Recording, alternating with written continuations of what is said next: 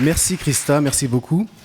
Bienvenue, merci d'être là aujourd'hui au Rautenstrauch-Jost Museum, j'ai réussi à le dire sans me tromper. On va parler de Mehrsprachigkeit en allemand, de multilinguisme en français et diversité dans les médias. Un sujet qui intéresse tout le monde, j'imagine, parce que les médias sont présents partout dans notre quotidien. Et la diversité est également une donnée que l'on rencontre dans toutes les sociétés pratiquement du monde, en tout cas les sociétés occidentales, donc celles qui nous concernent plus particulièrement. On va parler beaucoup de l'Allemagne et de la France aujourd'hui avec nos deux invités. Les présentations ont déjà été faites, donc je n'ai pas besoin d'y revenir. Elisa, on va commencer par toi, qui travaille dans le domaine de l'édition. Tu t'occupes à Fischer, au Fischer Verlag, l'une des plus grandes maisons d'édition d'Allemagne, des droits étrangers. C'est un domaine dans lequel tu travailles depuis combien de temps maintenant ? Depuis 8 ans. 8 ans. Enfin, une petite dizaine d'années. Et quelles expériences tu as pu faire dans ce domaine pour l'instant qui te donne des armes pour pouvoir parler aujourd'hui, notamment du sujet dont on parle, parce que la littérature, c'est aussi un médium. Oui. Alors, dans mon domaine particulier à moi, c'est-à-dire le domaine des droits étrangers, c'est-à-dire que de faire voyager des livres, de faire en sorte que les livres soient traduits et publiés à l'étranger dans d'autres langues. On se rend très vite compte que ce monde de l'édition internationale est justement relativement peu divers. Que ce soit en termes de langue, c'est-à-dire que ce qui traduit le plus, c'est de l'anglais. Mm-hmm. Je pense qu'en Allemagne, à peu près, et ça vaut pour à peu près toute l'Europe, entre 50 et 60% des... Ah, pardon. Entre 50 et... Enfin, je dirais, en gros, 60% des nouvelles parutions par an sont des traductions. Mmh. Mais de ce nombre-là, 80% ou plus sont traduits de l'anglais. Et donc, il reste très peu de place pour les autres langues. Et j'ai l'impression que tu trouves ça dommage. On aura l'occasion d'en parler pendant la discussion. Mariama, tu es donc chanteuse. Tu as vécu 6 ans à Paris, si je ne me trompe, oui. Où tu as fait de la musique, oui. Alors que tu as grandi ici en Allemagne, à Cologne même, dans cette ville. Exactement. Exactement. Donc, on va aussi avoir l'occasion de parler de la différence entre la France et l'Allemagne. Mais Christa vient de le dire. Également, tu travailles dans le domaine des médias, puisque tu travailles pour WDR 4U. Tu peux nous en dire un peu plus? Quel est ce programme? En quoi consiste-t-il exactement? Oui. Alors, WDR4U, c'est un programme qui s'adresse principalement aux personnes qui arrivent en Allemagne, donc des réfugiés ou des migrants. Mmh. Et ça vient de la direction de la télévision du WDR qui s'est posé la question. Comment? Parce que comme c'est public, il y a aussi une responsabilité et il y a un Bildungsauftrag. Mm-hmm. Oui, il y a une fonction d'éducation, de sensibilisation. Oui, et aussi pour l'intégration, pour accompagner les personnes pour l'intégration. Donc dans l'année 2015, donc aussi au moment où il a été décidé que beaucoup de réfugiés vont rentrer dans le pays. Ils ont commencé à développer ce programme, donc ils sont vraiment allés dans ils sont allés à la rencontre des réfugiés et ils les ont demandé de quoi avez-vous besoin, comment est-ce qu'on peut faire un programme pour vous. Donc ils ont vite compris que la radio ça n'allait pas le faire, que la télé ça n'allait pas le faire et que le média principal c'était en ligne. En ligne, donc, sur Internet. Et aussi sur le format, ils se sont demandé, parce que ce qu'ils disaient, c'est que dans les comment est-ce qu'on dit asiles dans les centres, dans les centres, les foyers de réfugiés, dans les foyers, il n'y a pas vraiment assez de connexion Internet. Ce qu'ils demandaient tout le temps, c'est qu'ils avaient besoin de plus de Wi-Fi, un Wi-Fi plus fort, plus puissant. Donc ils ont dit, il faut aussi que les contenus soient courts. Quelle sorte de contenu? Ce sont des vidéos ou c'est audio? Ce sont des vidéos. C'est ce que la recherche a donné, c'est qu'il faut que ce soit des contenus audiovisuels et que c'était important d'expliquer le système dans lequel ils viennent d'arriver. Donc, c'est pour expliquer qu'est-ce qui se passe exactement au moment où on arrive en Allemagne, quand on demande l'asile et comment le processus fonctionne. Mais ça s'adresse... Alors, ce qui a toujours été important, c'est que les contenus soient en 2 langues. Et il y a plusieurs langues qui sont parlées, mais chaque contenu est, par exemple, en arabe et en allemand. Il peut être en farsi et en allemand. Mais l'allemand est toujours présent. Oui. Et c'est aussi pour l'intégration, en fait, parce que ça ne s'adresse pas seulement aux réfugiés, mais aussi aux personnes qui les accueillent. D'accord. Et justement, le public qui vous suit sur Internet, il est plutôt allemand ou plutôt issu de la diaspora ou en tout cas de la migration, ou les deux? En ce moment, le public, c'est surtout des Syriens, des Irakiens, des Afghans, et il y a des personnes qui parlent perse, qui parlent farsi, des Iraniens. Et moi, on m'a demandé l'année dernière, parce qu'ils se sont rendus compte que, avec la rédaction qu'il y a en ce moment, dans la rédaction de WDR4U, il y a aussi des réfugiés. C'est ce qui a été toujours très important. Ils voulaient toujours que les contenus soient aussi représentés par des réfugiés. Donc il y a des réfugiés syriens, il y a des réfugiés iraniens, il y a des Afghans dans la rédaction, il y a des Allemands aussi. Et la personne, par exemple, qui a commencé à faire la recherche pour commencer la chaîne, elle est allemande, coréenne. Donc c'est un mélange. Oui. Et il y a aussi 60% femmes, c'est dirigé par des femmes. Isabelle Chayani, qui est la rédactrice en chef, elle est iranienne, perse, et elle travaille aussi pour le Weltspiegel. Et elle... Elle avait aussi conscience du fait qu'on n'a pas que des réfugiés syriens, afghans, iraniens en Allemagne. Et ils se sont dit, on a aussi une communauté de migrants et réfugiés africains. Et là, il y avait tout de suite un petit problème de langue, parce qu'on ne pouvait pas dire, OK, si on fait un contenu en arabe et en allemand, on va parler à une multitude de personnes, alors que quand il faut faire un sujet... sur le continent,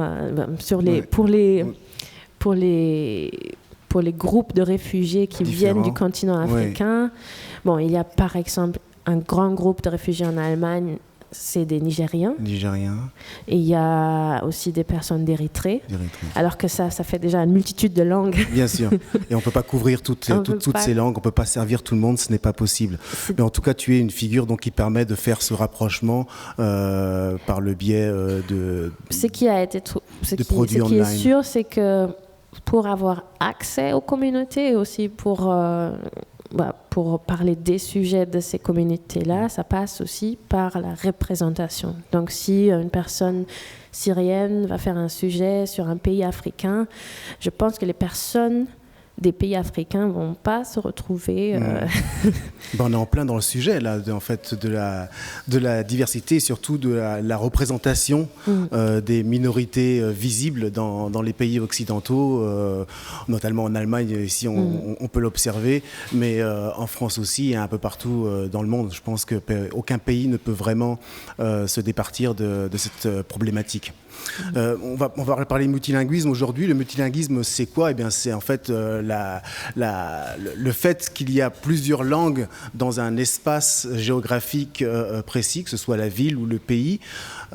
Effectivement, les grandes villes comme Cologne, on va prendre l'exemple de Cologne parce que j'imagine que la plupart des gens ici viennent de Cologne, en tout cas connaissent Cologne, même si ils ne sont qu'invités dans cette ville pour l'instant, peut-être d'ailleurs dans le cadre du festival. En tout cas, il y a le fait qu'il y ait plusieurs langues dans un espace sociétal, mais il y a aussi le fait qu'il y ait plusieurs langues en un individu. Vous en êtes les exemples, moi je le suis aussi un peu, puisque vous parlez toutes les deux français, allemand, anglais j'imagine, et puis quelques bribes peut-être, ou même parfaitement des langues de vos parents respectifs qui viennent d'Afrique.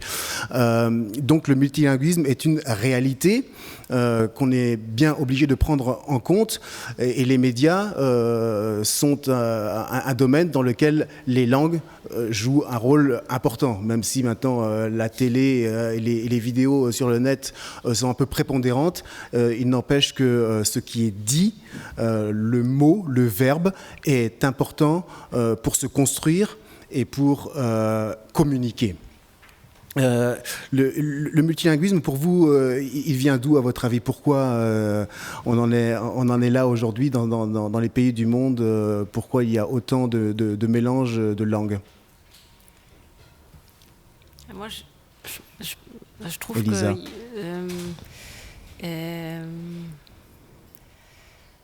Je pense que le multilinguisme, c'est quelque chose de naturel et que justement c'est très limité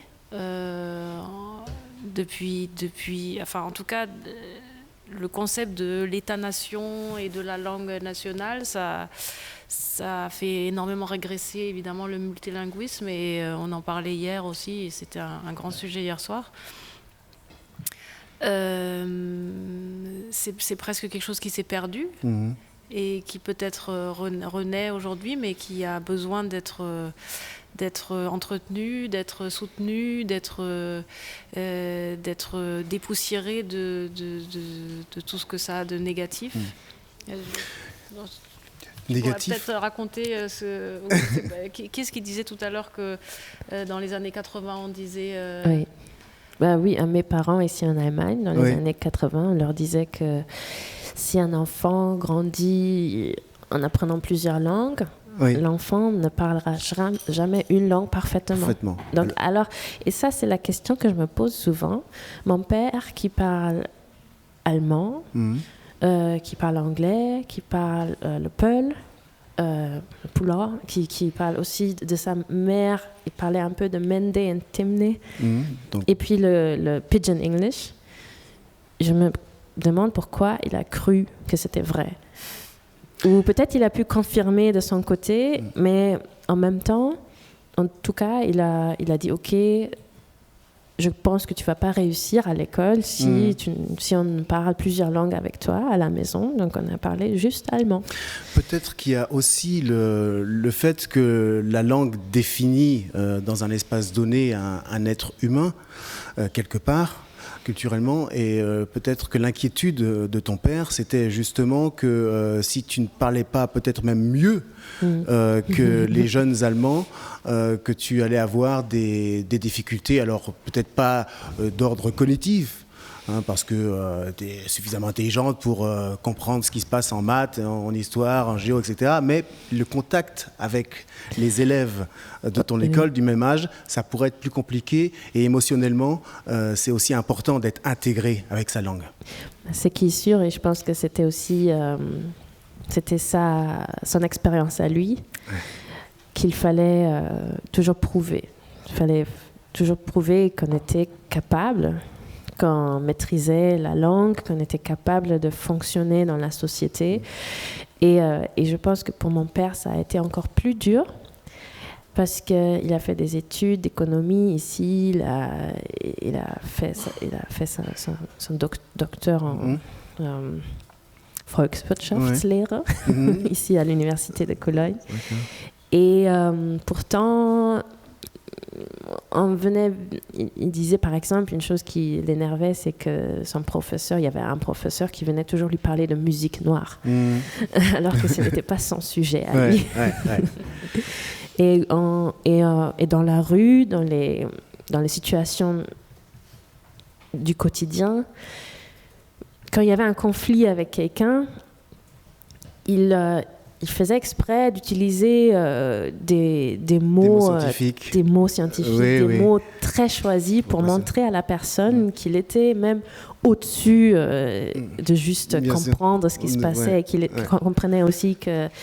Pour qu'il n'y ait pas de doute, justement, sur sa qualité, tout simplement, j'imagine, d'être humain à part entière. Parce que c'est un peu ça aussi qui est transporté quand on doute de ça. Je pense que c'était une lutte quotidienne pour sa dignité, pour prouver qu'il était un être humain qui valait 100% de l'être.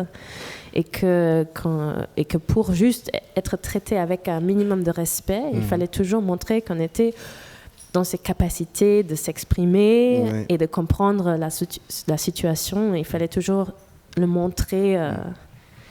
Bien sûr. Plus 110, que de raison. 10 000% en fait. C'est un problème qui existe toujours. Hein. D'ailleurs, c'est pas pour rien qu'on estime que la meilleure chance pour les migrants qui arrivent, c'est effectivement de prendre des cours d'allemand et d'essayer, enfin ici en Allemagne, mais en France c'est la même chose, de parler au mieux la langue du pays où on arrive pour pouvoir s'intégrer. C'est le seul moyen, en tout cas peut-être le moyen le plus rapide et le plus sûr de pouvoir s'intégrer et d'être considéré comme les autres citoyens du pays dans lequel on est. Je veux juste dire que même si on comprend la langue, si on la maîtrise parfaitement, on n'est toujours pas perçu de la même façon, parce que le nombre de fois que moi, on m'a dit que je parlais bien l'allemand. Mais c'est bien le problème des minorités visibles. Oui. Puisqu'il y a les minorités invisibles, celles qui effectivement ont une autre culture, mais ça ne se voit pas de prime abord, et les minorités visibles qui ne peuvent pas cacher que quelque part dans leur histoire antérieure, ils viennent d'autre part. Elisa, tu as écrit sur le sujet aussi de l'identité que l'on a dans un pays, justement quand on fait partie d'une minorité visible, puisque tu as grandi en France d'un père guinéen et d'une mère française, bretonne d'ailleurs, si je me trompe. Normande. Ah, il faut faire la différence entre la Bretagne et la Normandie, effectivement. Et tu as fait des études d'histoire à Paris, tu as fait ensuite des études de néerlandais et de littérature aux Pays-Bas, tu m'arrêtes si je me trompe, qui se sont soldées par un doctorat en 2009 sur Tierno Monenembo, donc un auteur guinéen très renommé. Et puis, tu as édité un livre en 2019, il vient de sortir, qui s'appelle Fille de France, où tu parles de ton identité et des difficultés que tu as pu avoir avec cette identité quand tu as grandi à Paris, en France. Et je vais citer un passage de ton livre. Existe-t-il des Français enfants d'Africains capables de dire sans hésiter « Je suis français » sans la moindre réserve? Tu en doutes? Oui. Mais je sais que c'est très problématique d'en douter.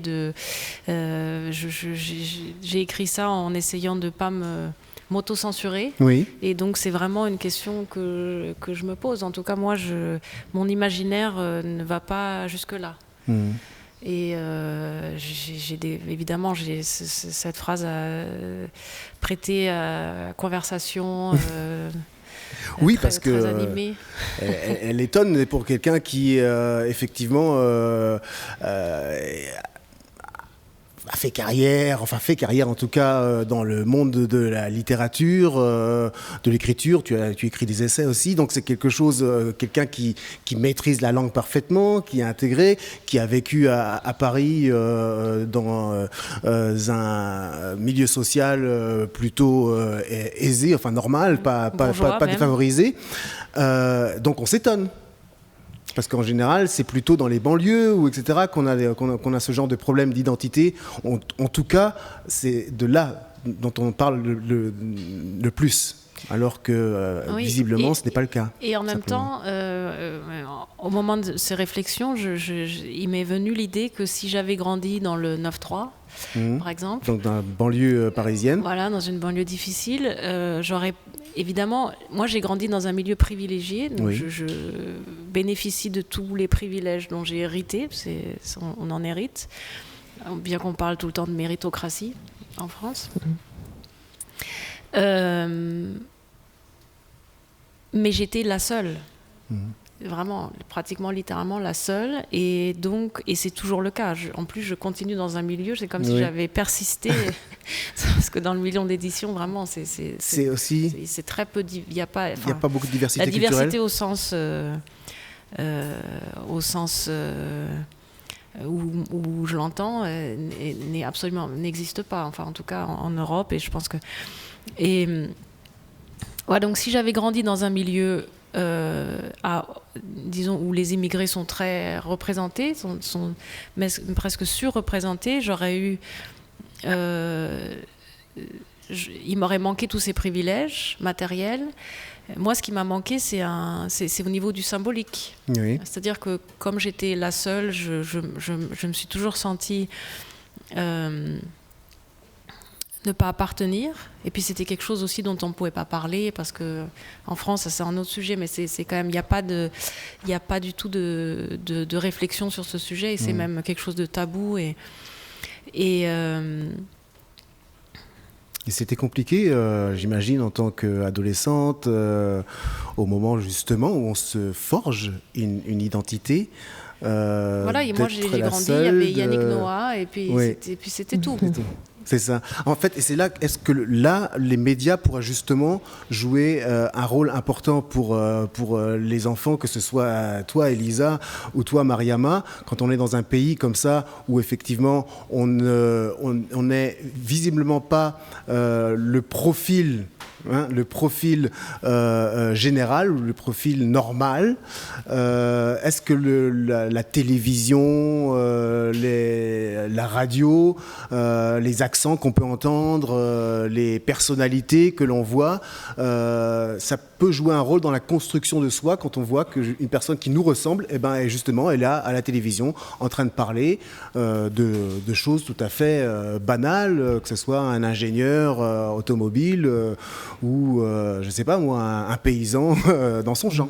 Non, mais bien sûr. Ça vous a manqué ? C'est toujours très rare.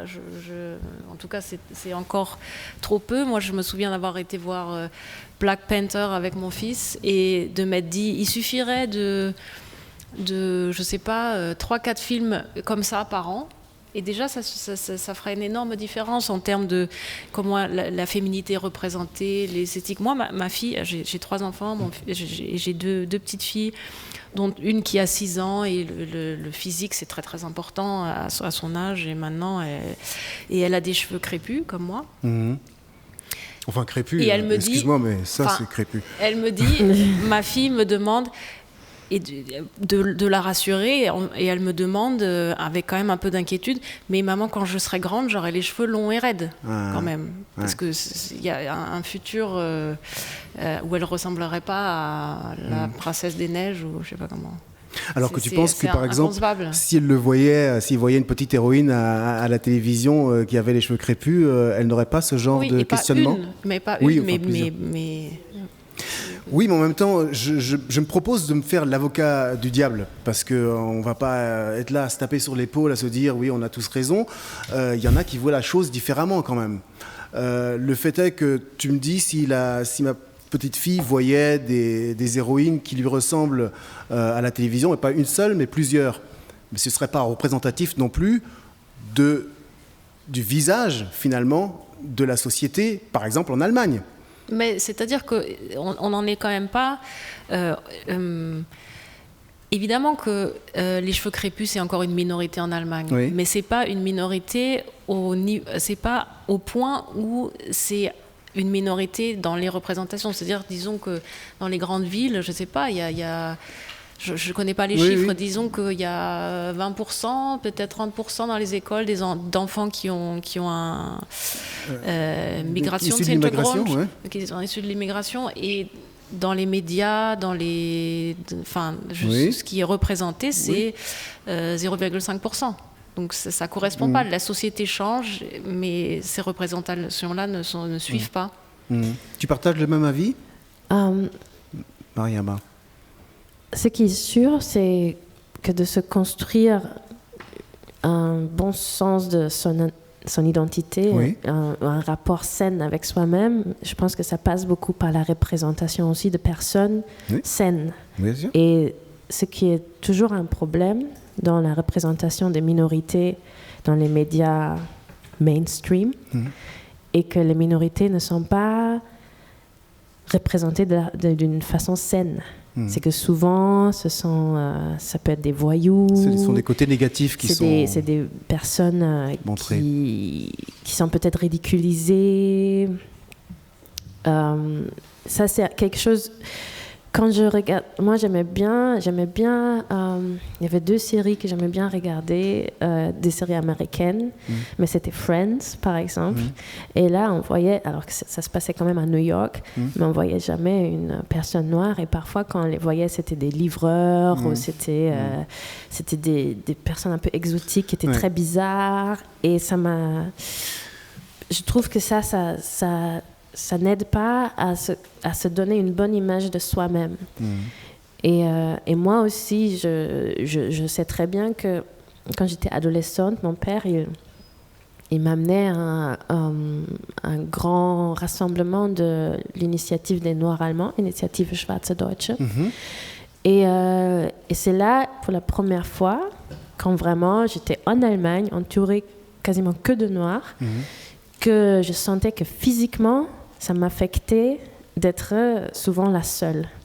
Parce que là, je me sentais différemment, mais physiquement différemment. Et parce que il y avait moins de différence entre moi et mon entourage, et on me regardait pas comme... une étrangère, quelqu'un qui était différent. Mais la même chose m'est revenue quand j'étais en Guinée. Et j'ai vu en Guinée sur un marché 2 backpackers blancs au tout milieu du marché, entourés de noirs. Là, c'est l'effet contraire. Je me suis dit... Et pareil, ça me passait comme ça dans ma tête. Mais comment est-ce qu'ils se sont perdus ici? Et je trouve que de tout le temps avoir l'impression qu'on est perçu comme la personne qui est différente, ça fait quelque chose physiquement aussi. On est toujours un peu... on sent les regards sur soi, et on sent qu'on est toujours un peu observé. Est-ce que c'est simplement le fait d'être perçu comme différent? Puisque tu viens de le dire, par exemple, les backpackers en Guinée qui étaient blancs, ils étaient différents, puis ils devaient se sentir aussi différents. Mais est-ce qu'ils avaient le même ressenti que toi, quand tu étais jeune, ou maintenant encore, quand tu es en Europe, en Occident, et que tu te sens différent? Parce que, comme tu l'as dit, bien souvent, la représentation des minorités visibles est bien souvent négative, alors que la représentation des Blancs en général est plutôt positive.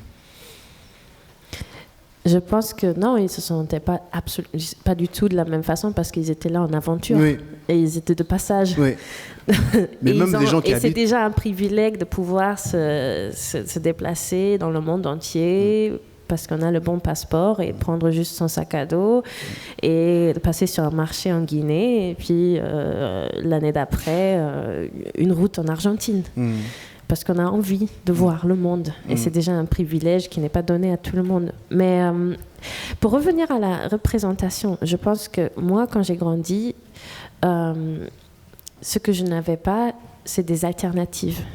C'est qu'il y avait les médias mainstream, et il y avait un narratif. Et aujourd'hui, je trouve qu'on a quand même le choix parce qu'il y a aussi l'Internet. Et moi, aujourd'hui, je ne consomme pas les médias mainstream. Moi, je regarde ce qui me concerne. Ouais. Et je vois ça aussi dans beaucoup de ton entourage, des gens de ton entourage. Et de gens encore plus jeunes comme moi, c'est qu'ils trouvent leurs références là où ça se trouve. Et c'est peut-être déjà une vision plus globale, mais aujourd'hui, tout le monde a aussi l'opportunité de se représenter soi-même, s'il veut. Donc on n'est pas absolument dépendant des médias mainstream pour nous représenter, parce qu'on peut aussi choisir de se représenter soi-même. Tout à fait. Mais effectivement, comme tu le dis, il y a beaucoup de représentations possibles maintenant, et effectives d'ailleurs, ne serait-ce que toi, dans le média dans lequel tu travailles, il y a aussi quelques écrivains qui sont traduits, africains qui sont traduits et appréciés en Occident. Moi, je travaille dans une radio internationale où il y a 30 langues qui sont représentées, et notamment 6 langues africaines. Mais ce qui est intéressant, c'est de savoir si ça suffit pour enclencher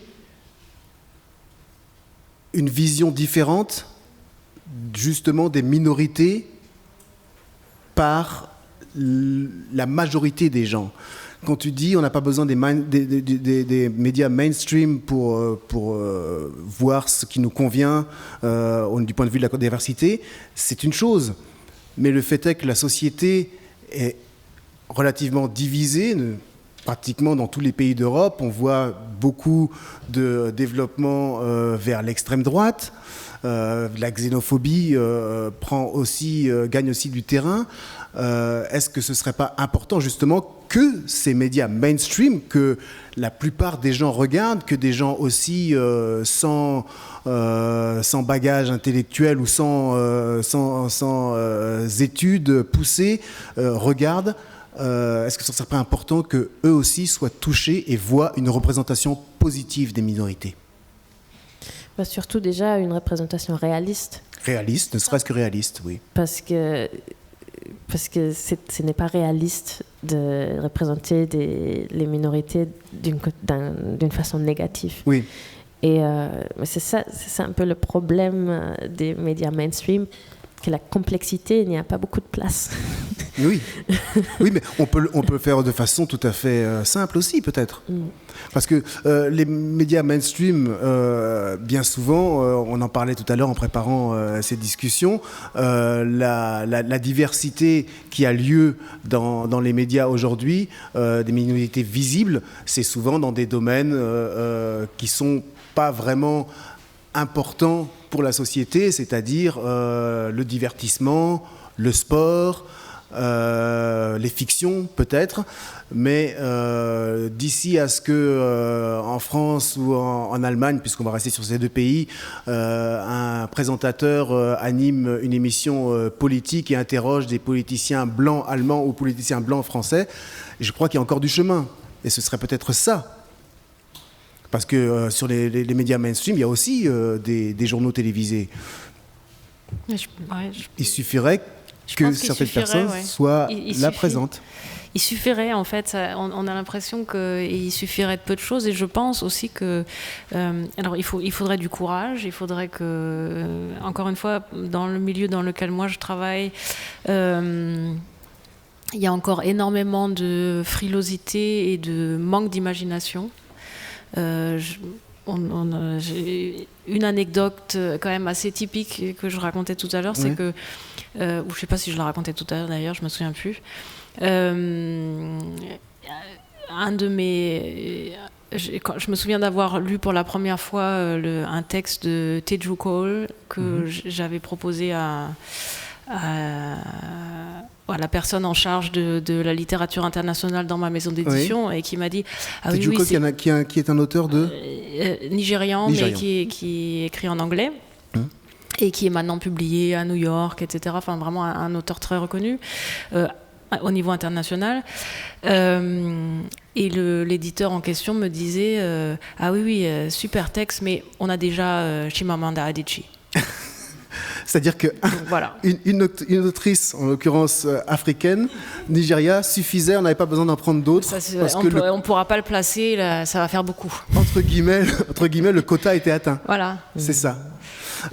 Évidemment, c'est presque une caricature, mais c'est vraiment arrivé. Enfin, je ne l'invente pas. Et... mais donc, il faut que les éditeurs n'aient pas peur d'avoir plus de deux auteurs, en l'occurrence africains, sur leur liste, qu'ils n'aient pas peur de les présenter aux libraires, et qu'ils n'aient pas peur que le libraire dise « Ah, vous êtes sûr ? Est-ce qu'à la rentrée dernière, on avait déjà… Mais je pense que ce constat étant fait, ça peut changer très très vite. Parce que... Mais c'est peut-être... parce que ce dont tu me parles, là, en fait, c'est un phénomène qu'on observe notamment dans les entreprises. C'est d'ailleurs par ton biais que j'ai appris ce terme de tokenism en anglais, le tokenisme en français, le tokenismus en allemand. Ça fait une belle allitération. C'est le fait, en fait, d'utiliser une personne d'une minorité visible, et ça a débuté plus tôt d'ailleurs avec les femmes dans les entreprises à des postes élevés. On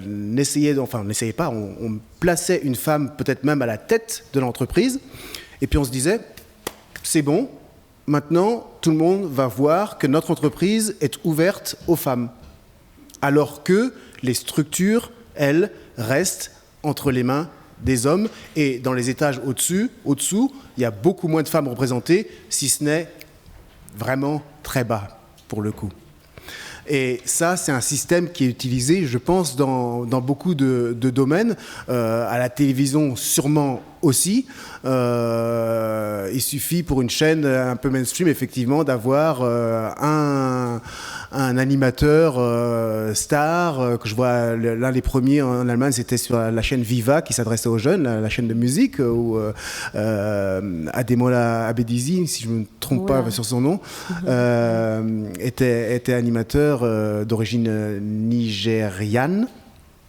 Et je pense qu'à Viva, le reste du personnel qui travaillait dans la radio et la télévision, il y avait très peu de gens issus des minorités. Mais la vitrine est là. Est-ce que ce n'est pas un danger, ça aussi, pour la diversité dans les médias, à votre avis ? Ben oui, c'est un peu comme quand on dit je ne suis pas raciste parce que j'ai un ami qui est étranger. Oui. Et de ne pas mettre en question le système entier. Et ce qui m'inquiète là-dedans aussi, c'est qu'on donne la place dans ces médias aussi seulement si la personne en question, elle répond un peu à nos préjugés qu'on a déjà. Donc, quand je vois parfois qu'il y a la place, par exemple, pour des mannequins noirs dans des magazines de mode, quand on fait un sujet sur... il y a eu un grand truc en plus en Allemagne. Là, il y a eu sur le magazine Elle, Allemagne, il y avait sur la couverture, on me l'a raconté, je n'ai même pas regardé moi-même, mais il y avait le titre était Back to Black, et c'était sur la couleur dans la mode, c'était pas sur la couleur de peau. Mais à l'intérieur, ils ont fait donc tout un sujet sur la tendance que le noir revient dans la mode, alors que je pense qu'il est toujours là déjà. Mais et donc ils ont pris aussi certaines mannequins noirs, ils les ont mal crédités, ils n'ont pas mis les bons noms. Et puis Naomi Campbell, elle a vu ça et elle a dit, alors déjà, on n'est pas une tendance, on est là et on restera là. Et en plus, quand vous vous servez de leur tête, mettez au moins aussi les bons noms, parce qu'on lutte déjà assez fort pour avoir un peu de reconnaissance dans ce milieu. Et donc il y a eu tout un shitstorm sur la rédaction du magazine Elle en Allemagne, parce que ils n'ont pas la sensibilité de se demander qu'est-ce que ça fait à une personne quand on la nomme comme une tendance et quand on l'utilise comme une couleur en fait, et pas comme un mannequin qu'on traite avec un peu de respect pour sa personnalité ou ce qu'elle dégage devant la caméra. Et c'est ça que je n'aime pas forcément, c'est que quand on prend des gens dans les médias, c'est parce que souvent ça renforce encore les stéréotypes qu'on a déjà. Donc je trouve que c'est toujours un peu dangereux dans le système tel qu'il est aujourd'hui, de demander d'être représenté dans ce système, parce que souvent on risque d'être encore représenté par des clichés et qu'il faut rentrer dans des cases, alors que c'est tout ce qu'il faut éviter maintenant. Et justement, c'est pour ça que je dis de montrer les êtres humains dans leur complexité, de dire on n'est pas meilleur ou pire que les autres, mais on est juste là et on existe et on a des vies différentes. On n'est pas juste un stéréotype. On parlait à l'instant effectivement du tokenisme qui en fait répond à un besoin de quotas, et j'aimerais qu'on en parle parce que est-ce que la solution ce serait effectivement de dire il faut impérativement qu'il y ait un certain nombre de personnes issues des minorités visibles dans les médias, l'imposer aux organes de presse, de télé, et même peut-être au-delà des médias, mais bon là on parle des médias aujourd'hui. Est-ce que ce serait une solution pour arriver à avoir une diversité visible dans la communication médiatique qui serait intéressante ou en tout cas réaliste? Est-ce qu'il faut recourir aux quotas? Parce que c'est une discussion qui s'est enflammée il y a déjà bien longtemps et qui continue d'être discutée, j'imagine, un peu partout dans les pays occidentaux en tout cas. Est-ce que, à votre avis, les quotas pourraient amener la solution? Les quotas, s'ils sont évidemment respectés et pas simplement si on ne les contourne pas. Avec des gens de qualité. Justement, il y a tellement... Mais ça, on pourra en parler après, justement. Peut-être que même si on disait en théorie oui, après, dans la pratique, je pense que ça suffirait pas de décréter ça, en fait. D'accord. Je pense pas que... Tu en penses quoi? Alors, je pense que s'il doit y avoir un quota, il faut pas qu'il y ait seulement le quota. Je pense que ça doit faire partie de tout un programme. Ah, c'est exactement là où je voulais en venir, oui. On ne peut pas dire, OK, on va juste dire qu'il doit y avoir tant de visages qui ont cette couleur à ce poste-là. Mais il faudrait qu'en même temps, je trouve que c'est un peu comme un médicament. Et si on utilise un médicament, c'est pour redevenir sain, pour ne plus en avoir besoin. Donc je trouve que si on met un quota, il faut l'accompagner d'un travail qui fait qu'à un moment donné, on n'en a plus besoin. Justement, ce travail, est-ce qu'il ne se situe pas justement à la base un peu de tout développement d'une société, c'est-à-dire avec la relève, avec les jeunes, avec l'école finalement? Est-ce que ce ne sont pas des questions qu'on doit commencer à traiter dès le plus jeune âge, c'est-à-dire à l'école, donner la même chance aux gens qui sont issus de la migration ou de minorités quelles qu'elles soient, aux femmes par rapport aux hommes, enfin aux filles par rapport aux garçons.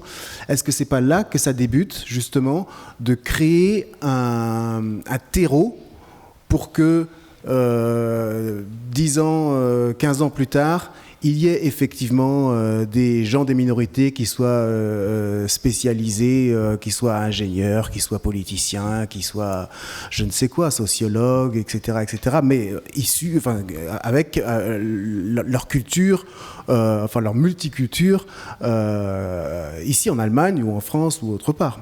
Oui, je pense que, comme tu disais, c'est ça le travail. Le travail, ce serait le quota, c'est vraiment quelque chose qui arrive, ça peut être une mesure tout à fait temporaire et précise, mais le travail, c'est d'arriver à faire tomber les barrières qui empêchent. Mais elles sont où les barrières justement? Elles débutent très tôt, j'imagine. Mais voilà, évidemment, elles débutent très tôt. Il faut, le travail, il est à la fois dans l'imaginaire. Ça concerne la société en entier, et évidemment les enfants. Et dans la pratique, dans le travail social, dans le travail éducatif, Mais je pense que c'est vraiment aussi un problème social, parce que pour donner envie aux jeunes d'aller explorer leur potentiel à eux, on voit très bien que c'est aussi un problème de classe. Oui, tout à fait. Donc, et ça, c'est là où ça commence déjà. Donc, il faudrait en même temps plus de mixité sociale aussi. Ah oui. On ne peut pas juste... si on donne les opportunités, il faut aussi y avoir un milieu qui encourage, qu'on prenne les opportunités. Parce que, en théorie, chaque enfant qui vit en Allemagne, qui fait sa scolarité en Allemagne, n'a pas vraiment une barrière pour faire des études, parce qu'il y a, je veux dire, en théorie. Donc, c'est-à-dire que c'est à la portée de tout le monde si on réussit sa scolarité, si on réussit à finir avec les bonnes notes, on peut faire des études. Il y a pas... C'est pas comme aux États-Unis où c'est tellement cher que ça fait déjà un grand tri. Mais c'est tout de même un problème de classe, parce que si on vit dans un milieu où, par exemple, les parents sont déjà marginalisés, donc ils n'ont peut-être pas l'éducation nécessaire pour accompagner ce chemin de l'enfant, ou stimuler l'enfant. Il faudrait que quelqu'un d'autre l'accompagne. Et quelque part, ça concerne et les minorités, mais les minorités aussi dans le sens de vraiment de la classe sociale. Parce que même, j'en ai parlé avec une amie qui a grandi dans la région du Westerwald, où en gros, dans sa scolarité, au moment où ça se décidait quel chemin on va prendre, c'était et les enfants des migrants et les enfants de familles nombreuses, parce que c'était considéré un peu asocial si on a trop d'enfants, qu'on décourageait à poursuivre une scolarité un peu plus... un peu plus poussée. Voilà, un peu plus poussée. Donc, si on vient d'un milieu défavorisé, il y a toujours un peu ce label où on dit, bon, il ne va pas réussir sa scolarité, donc tout de suite, on va le diriger vers autre chose. D'accord.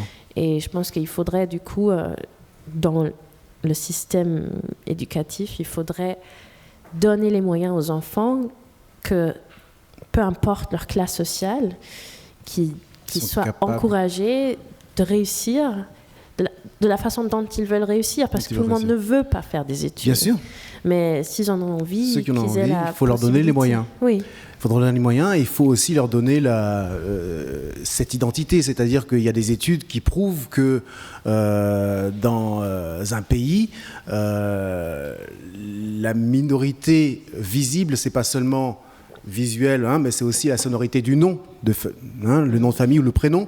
Et on a fait des études qui prouvent qu'un enseignant qui n'est pas du tout, mais alors pas du tout raciste, et même d'ailleurs des enseignants issus des minorités eux-mêmes, lorsqu'il corrige une copie et que sur le nom c'est Ahmed, il aura une note moins bonne que si c'est, je sais pas, Sven en Allemagne et Pierre en France.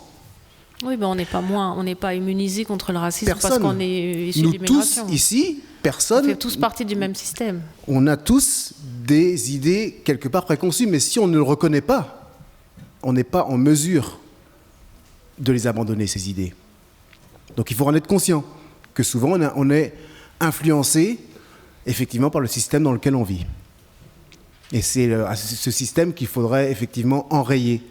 Mais on parle là beaucoup de mixité, de diversité, de multiculture. Est-ce que le problème, ce n'est pas peut-être aussi, et là je change un petit peu de sujet, que les cultures vivent les unes à côté des autres ?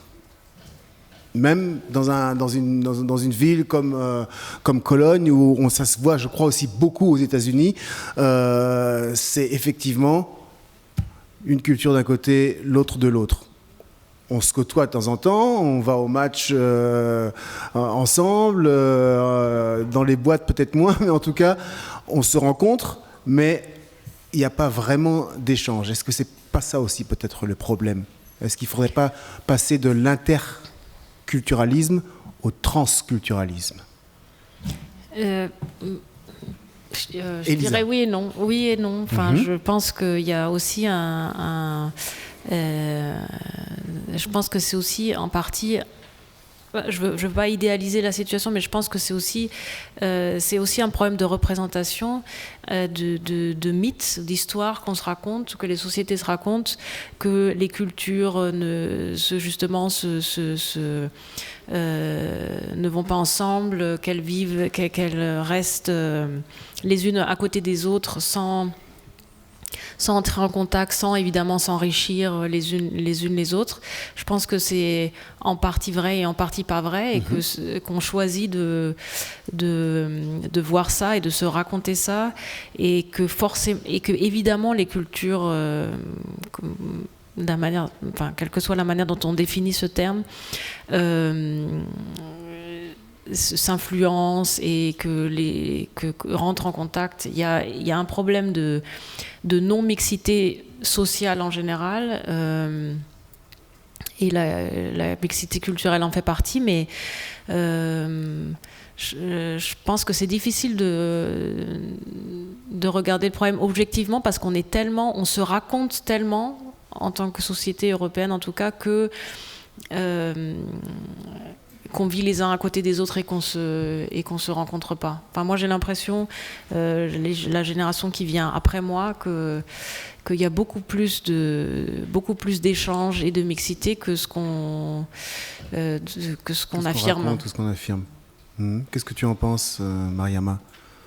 Je pense que ça dépend des milieux, encore une fois. Ouais. Parce que dans la musique, moi qui suis beaucoup dans la musique, je vois qu'il y a beaucoup d'échanges, beaucoup de mixité sociale et culturelle.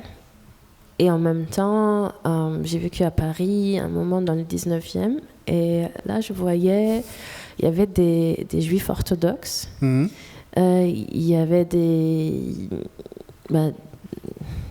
personnes de différents pays africains, et il y avait des Français, il y avait un peu les bobos, les hipsters d'un côté, et ça se rencontrait pas, même si ça allait au même supermarché, même si ça habitait à peu près dans la même rue. Il y avait un lycée juif, il n'y avait pas d'enfants noirs à ce lycée, par exemple. Et quand je passais devant des aires de jeu où les jeunes faisaient du sport et jouaient au foot, je voyais par exemple des jeunes noirs jouer au foot ensemble, mais je ne voyais pas de juifs jouer avec eux. Alors que, et je pense que ça dépend un peu du milieu, parce qu'il y a aussi, je connaissais aussi des personnes qui ont grandi à la Porte de la Chapelle, donc c'est des HLM à la... Et là, je pense qu'on se sentait plus concerné par la même chose, c'est la marginalisation sociale. Et il y avait plus... il y avait de mélange communauté culturel par ça. Donc, il y avait plus de mélange. Oui. En tout cas... à un certain âge. Et on m'a raconté aussi que à partir d'un moment, il y avait quand même un processus mental qui a pris place où chacun s'est un peu retiré sur son identité respective. Donc, je pense que quand ils étaient plus jeunes, des adolescents, des enfants, des adolescents, ils étaient encore plus ensemble, et un peu plus tard, chacun se retirait un peu dans sa communauté choisie. Donc tout ça, ce sont toujours tout est toujours fluide, on ne peut pas dire... Non, c'est clair, évidemment. Et je pense qu'il y a des milieux où c'est très ouvert, où on échange beaucoup, mais je pense que c'est aussi ces milieux-là, ils coexistent avec des milieux où on peut habiter le même espace, mais on ne se rencontre pas. Donc, et je pense que ça, par exemple, dans les voisinages où on voit ça, là, ça serait peut-être plus facile déjà de commencer par faire en sorte que les gens se rencontrent, de voir ça et de se dire pourquoi il y a ici un quartier où il y a des juifs orthodoxes. Mais parce qu'une minorité, en général, justement, on recherche, Elisa le disait très bien, quand elle était jeune à Paris, elle se sentait un peu seule par rapport à la normalité, je vais dire. Si elle avait eu la possibilité d'avoir des jeunes avec le même profil, elle s'en serait rapprochée de ces jeunes, vraisemblablement. Je crois que c'est un réflexe humain, pour le coup. Ce qui est sûr, c'est que moi, j'ai fait ça aussi. Oui, mais tout le monde le fait, c'est un réflexe. Mais disons que moi, de façon générale, dans les environnements qui sont trop homogènes, j'ai l'impression d'étouffer. Donc, j'aime la diversité, donc je vais vers des environnements qui sont divers, mais pas juste des gens qui me ressemblent à moi, mais aussi des gens qui sont différents. Parce que je pense que c'est ça, le fait d'avoir grandi avec deux cultures à la maison, bien sûr. Ça m'a rendue plus curieuse de vouloir aller vers ce que je ne connais pas encore pour voir alors qu'est-ce qu'on peut manger chez eux, quels sont les poèmes qu'ils écrivent, et c'est quoi la musique qu'ils écoutent. Et je pense que ça c'est déjà quelque chose de juste le fait de vivre, d'être exposé, mais de rentrer vraiment en contact avec l'âme et avec la façon de communiquer. Et moi, j'ai toujours, dans mon école, on n'était pas beaucoup issus de la diversité, mais on se retrouvait vite. Donc, il y avait aussi des Allemands, mais il n'y en avait pas. C'est par rapport à l'école en grand, disons que les Allemands, dans mes groupes d'amis, c'était les minorités en fait. Ouais, d'accord. Mais c'était parce qu'on était tous, il y avait des Boliviens, des Brésiliens, des Turcs et des Allemands, et donc finalement on était tous Allemands aussi. C'est peut-être ça le dénominateur commun finalement, de se dire que tous ceux qui vivent dans un pays et qui grandissent dans un pays avec cette culture, ils sont tous du même pays, ils sont tous allemands. Après, la carte d'identité, c'est autre chose, mais en tout cas, ils sont tous allemands. Ce serait peut-être la possibilité justement d'avoir un dénominateur commun, et qui est ce qu'on appelle la transculturation, c'est-à-dire que les différentes cultures s'interpénètrent, qu'on apprenne à manger chez le petit copain bolivien des spécialités de là-bas, et lui, il vient manger chez le malien, et on va chez le turc, etc. Ce serait peut-être une possibilité. Je ne sais pas ce qu'en pense le public. On a beaucoup parlé, on a exploré quelques pistes. Ce serait intéressant maintenant de savoir s'il y a des questions à adresser peut-être à nos deux invités, Mariama Diallo et Elisa Diallo. Si le cœur vous en dit, n'hésitez pas. Il y en a une déjà là-bas au fond. Est-ce qu'on a besoin d'un micro ou... Ouais. En fait, j'ai deux... Il y a un micro qui arrive.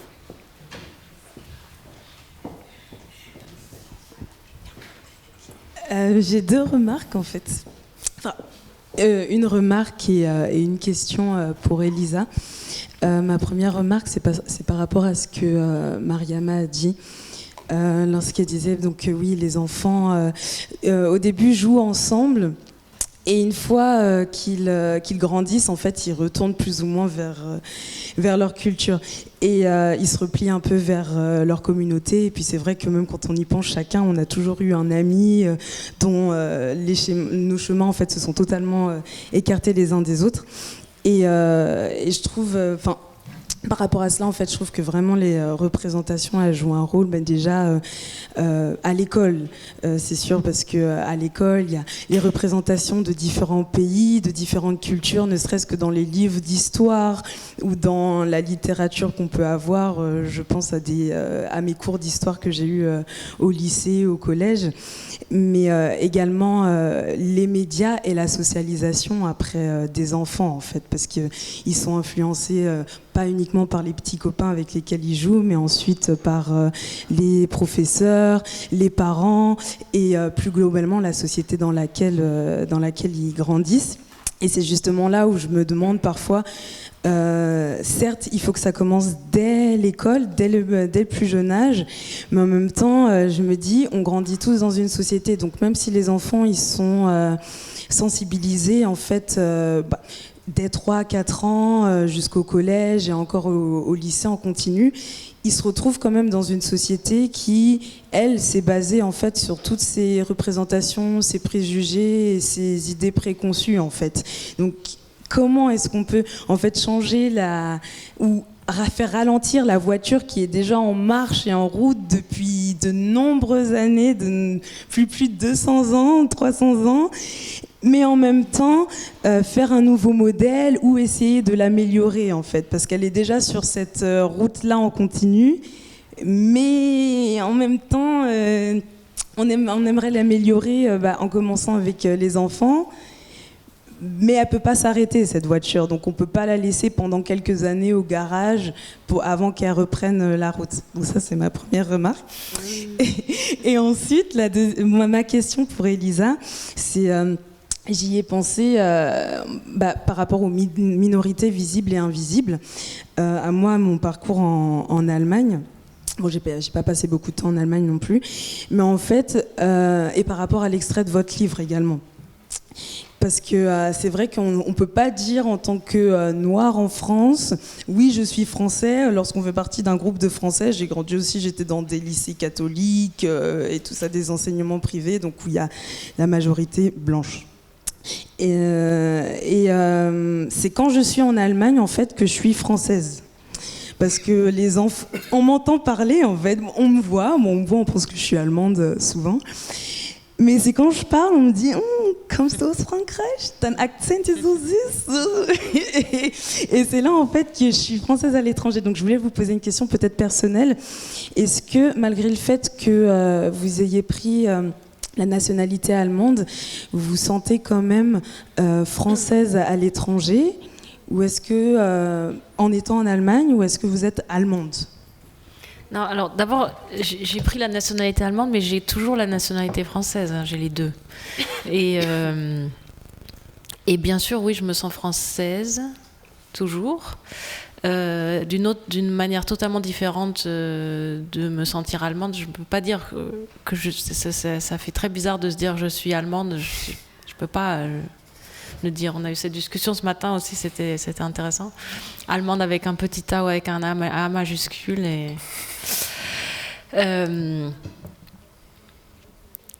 Oui, alors oui et non, c'est-à-dire que moi j'ai aussi du mal, je trouve aussi cette affirmation de l'identité française à l'étranger, je la trouve aussi problématique parce que je ne sais pas quelle est votre expérience, mais moi, quand je dis à l'étranger je suis française, la question qui vient après c'est oui mais d'où en vrai, enfin, parce que ça suffit pas la réponse française, mais de plus en plus hein, quand même, de plus en plus ça suffit quand même. Il y a une différence entre maintenant et par exemple quand j'étais aux Pays-Bas en 98 ou au début des années 2000 où c'était vraiment absolument systématique la deuxième question.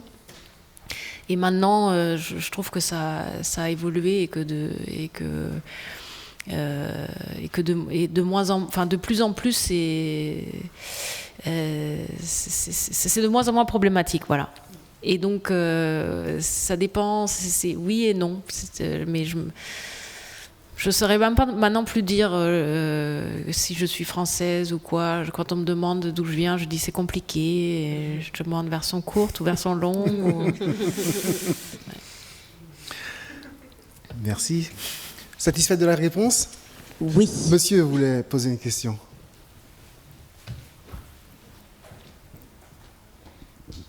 Merci pour ce beau panel. Vous parlez le mot les médias. J'aimerais ici inviter à penser à d'autres catégories qui font aussi partie des médias. L'université, par exemple. Oui. C'est un médium très important. Et je suis dans une discipline qui s'appelle, entre guillemets, études africaines. Et la question de la visibilité est un gros problème. En Allemagne, il y a presque 9 universités avec des centres d'études africaines. Mais allez faire le compte rapidement pour voir combien de chercheurs, quel est le pourcentage de la diversité. Un autre petit médium, vous êtes allemande, moi aussi sur le papier, même si j'aime bien taquiner les Allemands en leur demandant s'ils peuvent tous nous dire qui est l'auteur de l'hymne national allemand. C'est aussi ça, être allemand, parce que ça fait partie des questions. Ça fait partie d'une liste de 300 questions qu'on doit maîtriser quand on veut se faire naturaliser. Et on se rend compte qu'en fait, la moitié des Allemands à qui j'ai parlé, les gens ne sont pas capables de dire qui est l'auteur de l'hymne national. Mais on attend des gens qui viennent avec tout un bagage divers déjà, qu'ils apprennent ce genre d'école ou qu'ils fassent le tri des poubelles, etc. Médium, l'instrument, nationalisation et le passeport. Alors là, je vais faire parler d'une anecdote personnelle. C'est un collègue allemand qui a eu l'intelligence, je l'en remercie jusqu'aujourd'hui, de me dire « J'ai appris que tu t'es fait naturaliser. Mon cher ami, il faut absolument que ton titre soit sur le passeport et la pièce d'identité. » Ah oui. Je n'avais pas compris l'importance. Mais c'est quand je suis passé à l'aéroport de Nuremberg que j'ai compris ce qui se passait. Parce que de toutes les correspondances que je prenais, Amsterdam, Nuremberg ou Paris, Nuremberg, généralement, j'étais soit le seul noir, soit je me retrouvais avec des Américains qui venaient pour travailler dans la base, qui n'est pas très loin de l'aéroport de Nuremberg. Donc c'est la catégorie, soit il est militaire, soit il est joueur de basket. C'est vraiment ça, soit il est joueur de basket. Je suis fan de basket aussi et je vous fais la confidence. Vous êtes grand. Je me suis retrouvé en zone VIP à l'équipe de Bamberg. Je suis passé par là par hasard, je me retrouve dans la salle, on m'a laissé entrer parce qu'on se disait il est une star. Ça. Donc je me suis retrouvé en VIP et c'est comme ça que je suis en contact avec Mao Dolo, qui est joueur de l'équipe nationale. Donc c'est pour dire qu'il y a aussi ce côté de la médaille. Donc pour revenir au passeport, j'arrive à l'aéroport, puisque chaque fois que j'arrivais, c'était les mêmes personnes en fait qui fouillaient mes affaires. Mais j'arrive, je montre le passeport, on me dit « Da hat sich was aber geändert ». Il y a eu un changement. Il voit le passeport, il ouvre le passeport, il voit le titre et depuis ce jour, chaque fois que je passe par l'aéroport, c'est « Oh, hey docteur, wo waren Sie schon wieder ?» Vous venez d'où cette fois-ci? Donc c'est pour voir, il y a aussi tout ce côté. Maintenant, il y a un autre truc, je ne sais pas si vous êtes au courant du beau livre qui a été publié en France, dont le titre c'est « Noir n'est pas mon métier ». Oui. Alors, pour vous qui êtes dans le domaine, est-ce qu'il ne serait pas temps, peut-être, pas forcément une copie, mais de penser à quelque chose comme ça aussi pour le cas de l'Allemagne, pour parler de la visibilité, mais aussi cette inscription à des rôles. Hein, ce sont des actrices qui se sont réunies pour dire, même quand vous voulez, ça revient à la question du quota, qui en fait desservirait finalement. Parce qu'il faut que ce soit les bonnes personnes au bon poste et non des gens qu'on appelle parce que, ah oui, vous êtes noir, vous avez des cheveux crépus ou longs, etc. C'est beau pour tel rôle, etc. Vraiment, ce côté, ce serait aussi continuer dans la logique de l'exotisme, en fait. Voilà. Mais il y a quelques livres aussi en Allemagne qui viennent de paraître et c'est pour ça que je pense que ça change et que ça va changer de plus en plus vite. Ce qu'on voit maintenant, c'est que les changements non seulement arrivent, mais les changements sont de plus en plus rapides et que si on regarde 10 ans en arrière, on ne reconnaît plus du tout la société et les discussions et les débats qu'on a. Et donc, si on regarde 10 ans en avant, je pense que ça aura changé encore plus rapidement que ça a changé dans les 10 dernières années. Il y a quelques livres, malheureusement je n'ai pas le titre, mais il y a un livre qui vient juste de paraître chez Hansa Berlin d'une auteure métisse comme moi qui s'appelle Alice Helster, et c'est un très long titre sur en gros pourquoi tout ce que vous voulez savoir sur le racisme et ne voulez pas demander mais que vous devriez quand même demander, ou quelque chose comme ça, un très long titre. Et puis il y a aussi un livre très intéressant avec un titre magnifique qui s'appelle Eure Heimat ist unser Halbtraum. Que le titre est très est très révélateur. Ça commence. Ja. Ja, und trotzdem fragen sollen oder so. Ja. Madame? Bonjour tout le monde. Je voudrais d'abord vous dire merci et vous féliciter pour la pertinence et des questions et des réponses. Maintenant, je voudrais dire deux petites choses. En ce qui concerne d'abord la représentation médiatique, pour moi, elle est très importante. Je donne une anecdote. Moi, je suis sénégalaise, je viens du Sénégal. Il y a un film qui passait à la télé, Superman. Et le gars, il volait. En fait, c'est comme s'il avait des ailes. Et une fois, il y a un enfant qui a sauté.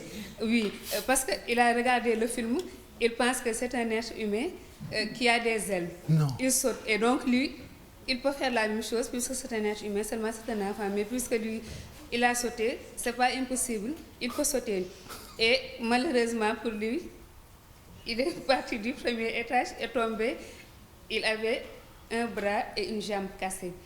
Donc, si on lui avait montré ou bien expliqué qu'effectivement, il ne vole pas, que peut-être c'était un montage, peut-être il ne volerait pas. Ou bien si on lui avait expliqué que ce n'est pas possible, peut-être il ne serait pas tombé et il n'y aurait pas ces dommages. Donc, la représentation médiatique est très importante. Par exemple, quand on montre souvent dans les films ou bien documentaires des Noirs qui font les chambres, qui balayent les rues, qui n'ont pas d'éducation, qui n'ont pas fait des études. En fait, quand vous regardez, ça fait mal. Mais d'une certaine manière aussi, dans la réalité, il y a peut-être peu qui poussent les études, qui s'affirment. Parce que, d'une certaine manière, on peut dire qu'ils se disent qu'il y a des moyens plus rapides d'avoir de l'argent. Mais pas à long terme. En fait, on peut dire, sur le champ, tu peux faire un petit métier, avoir un peu d'argent, vivre, mais ça ne peut pas continuer. Parce que, par exemple, vous êtes sportif, ça ne veut pas dire que pendant toute votre vie, vous aurez la force, par exemple, de lutter, de jouer au foot, de jouer au basket, de courir. Donc, il va arriver au moment où vous allez arrêter. Peut-être c'est en ce moment que vous vous rendrez compte qu'il était plus préférable de faire des études, d'avoir des diplômes, d'avoir un bon travail. Et quand vous serez au moment où la force ne répond plus, l'esprit sera là et il sera plus grand. Et on aura encore plus besoin de vous. Parce qu'il y a des expériences qui ne s'acquièrent qu'avec l'âge. Et en ce moment, peut-être vous saurez combien les études étaient importantes, que c'était très important d'investir là-dedans. En ce qui concerne un mot sur le quota, le travail c'est à la base. Il ne s'agit pas de dire qu'il faut un quota, le respecter. Ça n'a pas de sens. C'est comme si au Sénégal, on dit qu'il faut la parité. Il faut 5 hommes ici et 5 femmes. Ça peut favoriser la médiocrité. Si moi qui suis femme, je sais d'avance que j'aurai le poste, je me dis je n'ai pas besoin de faire des efforts parce que de toutes les façons c'est acquis. Et en fait de compte, je ne rends pas service à l'entreprise et à la longue à la société. Parce que je suis là, je n'ai aucun mérite. Juste parce que je suis femme, c'est la parité. Donc ce qu'il y a lieu de faire, c'est de travailler à la base, mettre, quand c'est une femme qui est plus compétente, et ça arrive, qu'on lui donne la place et qu'on lui donne également les chances, les mêmes chances que l'homme. Le même salaire, le même diplôme et tous les avantages qui vont avec. C'est tout ce que je voulais dire. Merci beaucoup. Merci. Monsieur, vous voulez? Hi, thank you very much. That was really exciting. I have a very, very, very simple question. If you don't feel seen in a society, where do you feel most seen and most complete? Is it on the stage? Is it, I don't know, at home, in your mother's eyes? I just want to know how the process actually, what the process of actually being fully seen means to you. Oui, Okay, if I answer in English this time? Tu peux traduire. Well, because I was, you know, I'm obviously constantly thinking about these things, and I also teach vocal technique, and I also have a group of children that are really 3 to 5 years old, and it's like in French you would say éveil musical, so you just really introduce them to music by singing and playing. And the thing I realized is now it was the autumn vacation, and so they saw me again after 2 weeks, and I saw them coming in, and they were like and they were so happy to see me, all German kids, and I think I realized, okay, they see me for who I am because they like me. You know, they like spending time with me. They don't yet see the whole structure that's built around us of a system that gives privilege to some and disprivilege to others, and they just come in and they have a good time and they enjoy it, and they say, oh, I like your pink hair, and they like the songs we sing, and they say things like, you're such a nice person, or you're so beautiful, but they don't there's no reference to my skin color at all, and or they never ask where I'm from, and they will ask if I'm tired when they see me sometimes, or they will ask what my favorite toy is.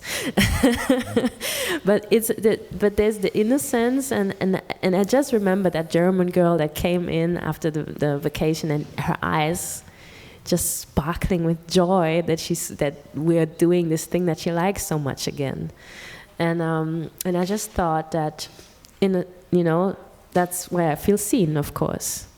And I also don't necessarily feel seen when I'm on stage, because I'm very aware of the fact that when I am on stage, then I'm not there to be seen for who I am, but more for what I give. It's more for what people experience within themselves while I'm there singing. So I think what I would like is that people see themselves while they're having a cultural experience. So I think the moment in general where you feel seen is when you actually do see that somebody sees you. Ich wechsle jetzt ins Deutsche, um mich zu bedanken für Ihre Aufmerksamkeit. Auch einen großen Dank an Jutta Himmelreich, die für unsere Gäste von Französischen ins Deutsche übersetzt hat. Und an Aurélie Thépeau, die vom Französischen ins Englische übersetzt hat. Das war umgekehrt? Jutta Himmelreich, Französisch, Englisch, richtig? Nein, könnt ihr euch mal ja, genau. Und einen Applaus an Sie.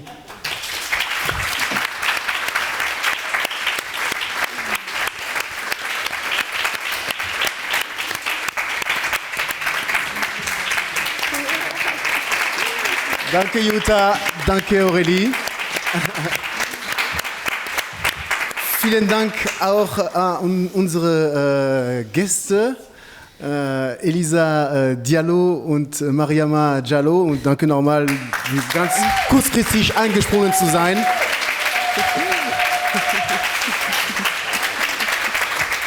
Ich möchte Sie noch darauf aufmerksam machen, dass morgen Abend ein Performance über ein Projekt von Hörspiele, Krimi-Hörspiele, Verbrecherjagd von Abidjan bis Dar es Salaam stattfindet in der Stadtbibliothek Köln um 20 Uhr. Sie sind Entschuldigung, herzlich eingeladen. Und Elisa Diallo wird noch am Samstag, also am Abschlussabend bei der Performance, da muss ich aber nachgucken, Liebe und Leidenschaft in 7 Sprachen zu genießen sein. Ich aber nicht in 7 Sprachen. Nee, sie in eine, aber mit anderen. Ja, ich hoffe, das war interessant, ein bisschen aufschlussreich, was wir hier diskutiert haben. Danke für Ihre Aufmerksamkeit und bis bald hoffentlich.